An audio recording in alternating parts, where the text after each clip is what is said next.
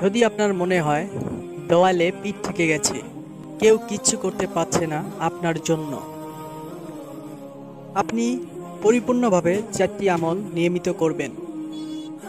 সকল টেনশন থেকে, সকল দুশ্চিন্তা থেকে আল্লাহ তাআলা এই আমলটি করলে অলৌকিকভাবে বের হওয়ার সুযোগ করে দেবেন। 4টি আমলের মধ্যে 1 নম্বর হলো ইস্তেগফার আমল। আপনি হঠাৎ করে ফেঁসে গেছেন কোনো জায়গায়, আপনি কোনো কিছুতে আপনি সেখান থেকে আটকা পড়ে গেছেন, বের হতে পারছেন না, তাহলে আপনি ইস্তেগফার পড়ুন। 2 নম্বর হলো বারবার দুরূদ পাঠ করুন।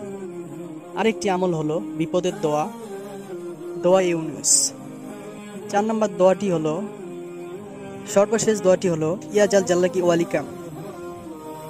ইনশাআল্লাহ এই 4টি আমল করবেন বিপদে পড়ার সময়। পিস্তলের গুলি মিস হবে, তারপরও আপনি অবশ্যই আমল আপনার কবুল হবে। তো আমাদের আলোর পথ ইসলামিক চ্যানেলটি সাবস্ক্রাইব করবেন, আমাদের সঙ্গেই থাকবেন।